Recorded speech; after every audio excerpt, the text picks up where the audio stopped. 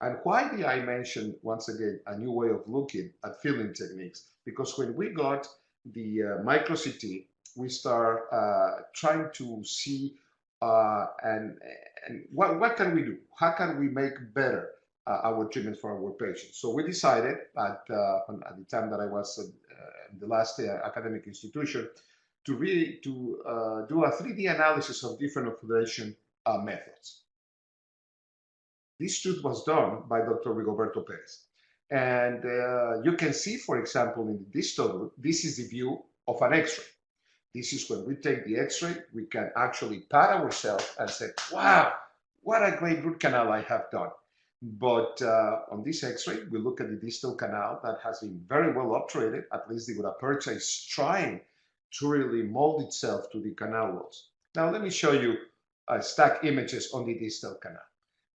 As you can see, now we are going to start observing some voids on the distal canal. And all of our research are in lower molars because they have curvatures. Look at the voids there. And now the canal will be divergent. And look at it. When we take the X-ray buccolingual, we thought that one of the distal canal was completely obturated, but it's just covered with cement. No gutta percha whatsoever was done. And trust me, Dr. Rigoberto is an awesome endodontist. And he used to be a master with System B and Obtura 2.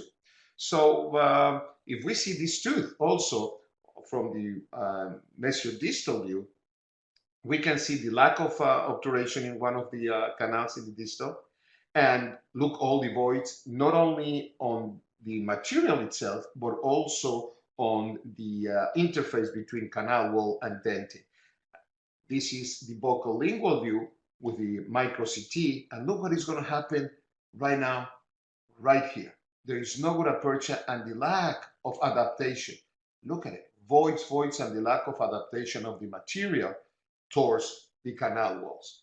So, of course, Rigoberto was not that happy when we saw that, and then he says, come on, Sergio, I want you to do one. Well, I did the one with sectional or one vertical condensation and calamus unit. Once again, this is the X-rays that I took from this tooth, and if you observe this on a patient, once again, we will pat ourselves and we will claim, look how good of a root canal we have done. So let's look at the distal canals. You can see here now, very soon you're going to be seeing voids. I was able to flow cement on the accessory canals, and look at here some voids. Okay, you can see the cement. Look at these voids, more cement and more voids. And you're going to say, well, what is the importance of these voids? I'm pretty sure there is no study until today that has been able to ascertain the outcomes if we have voids during time. It will be very difficult to ascertain that because we cannot put a patient's head inside of a micro or nano CT because the amount of radiation. But imagine if one of those voids are near of those complexities of the anatomic canals, probably, and it has any contact towards the outside of the canal. In the beginning, we will have a very good outcome, but later on, I really don't know. Look at the voids and the lack of adaptation of this gutta percha. Look at it here in the canals. Look at all these voids that we have. So what we ended up then doing, and look at on the distal view, look the ragged edges of this gutta percha and voids. And those are sections that you are seeing from the micro CT of 6.5 micron sections. So what happens was, or the extent of the problem, that no leakage studies are published in the Journal of Endodontics or International Endodontic Journal and in other journals. Why? Because the companies are saying, or some studies are saying that this technique is better than the other one. And what happened with the two journals is that when a material in the past made a big emphasis or big noise in the United States, even we did a research study with that material. We filled the canals using, and then we studied the canals using what is called a fluid filtration. That was a technique invented by designed by Dr. Pashley and modified by Dr. Wu. And the material that we used did not leak at all. my God, what a great material, we thought. And then we took exactly the same teeth, no different teeth, exactly the same teeth. And then we put it in a fluid, in a filtration of on a centrifuge with India ink. And oh my God, all those canals, they were leaking all the way from the apex all the way to the entrance of the canal. And they were the same teeth. So different methodologies, different results. So they decided not to. To make a little things worse, it was Michael Holtzman who published in 2013 and the International Endodontic Journal this editorial, and where he's pushing for all of the journals not to publish anymore, not only studies on leakage, but any type of leakage, fluid filtration, bacteria, etc., and also cyclic fatigue studies or apex locator studies. It's a very interesting editorial. And I had the opportunity to talk to Michael in one of the European meetings, and I said, Michael, you're really destroying a lot of students' life, because once, and especially in the United States and all around the world, but in the United States, a graduate endodontic student must do a research study to graduate. It's in the CODA standards. So if they're not going to be able to see those articles, those research, or it becomes an article, they will see the light at the end of the tunnel. That's not fair. But at any rate, not only the International Endodontic Journal, but also was the Journal of Endodontics and his editor, Dr. Ken Hargreaves, that they decided not to until a new methodology was created that everybody can follow and really ascertain which material is better or which technique is better to do this root canal fillings. So we thought by using the micro CT, we were elevating the bar so everybody can use it. So for that purpose, we did these studies, because there is a lack of evidence on filling techniques. The manufacturers will claim that my material is superior to the other material. All around the world, there is the belief that you can bond anything inside the root canals, any material you can bond inside the root canal, which is not true, as I'm going to show you, and that a single cone technique is superior to condensed gutta percha. And that was really the reason that triggered us to do this. It was a company in the United States that they were advocating single cone. It's the best thing because you will create a monoblock. So for that purpose, we were looking into the literature, and it was Francesca Monticelli that in 2007 in the Journal of Endodontics, she published this article. And the claim was that this company in the United States is Brasseler, which is called Active GP gutta percha, which is a gutta percha that is coated with glass ionomer cement. And according to the manufacturer's instruction, it states clearly that you prepare, for example, to the size 2506.